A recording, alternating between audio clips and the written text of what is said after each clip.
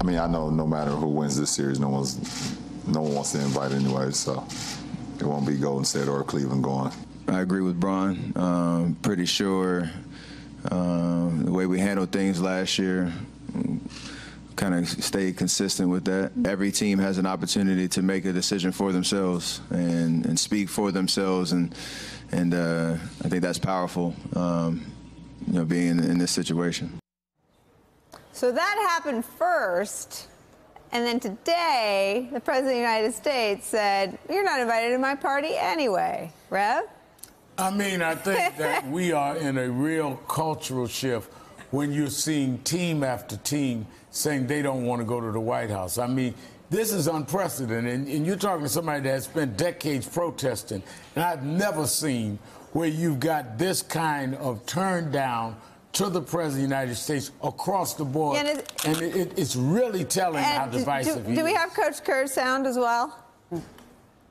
So Coach Kerr, the Warriors coach, who hopefully they're on their way to winning the championship, said, "I'm blown away by the irony of the Eagles being disinvited. When you read about their good deeds in their communities, Malcolm Jenkins addressing lawmakers, really trying to get to the root of some of the issues we have. Instead, we just have these military sing-alongs at the White House to show how patriotic we are, even though we don't know the words." Just incredible. Yeah. That's Coach Kerr filling the leadership void. Why those words couldn't come out of the mouth of a Paul Ryan or a Mitch McConnell or some Republican with some steel in his spine who can say what everyone knows to be true. It is remarkable that it's figures from other arenas, figures in basketball, figures in sports, figures in culture who are filling this leadership vacuum. I think Rev is right. This is a huge cultural shift that we're having where it's not just any athletes. It's not just the Colin Kaepernicks who are protesting on the field, but it's the most popular and most successful athletes, right? You have LeBron James, who is arguably the greatest basketball player ever.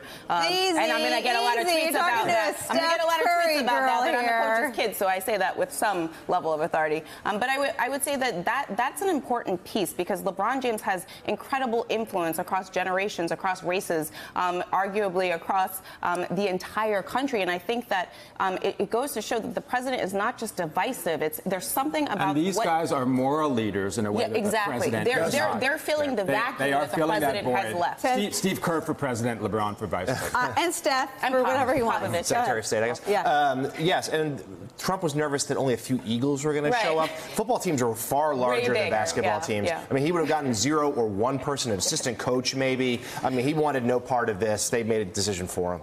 Hey there, I'm Chris Hayes from MSNBC. Thanks for watching MSNBC on YouTube. If you want to keep up to date with the videos we're putting out, you can click subscribe just below me or click over on this list to see lots of other great videos.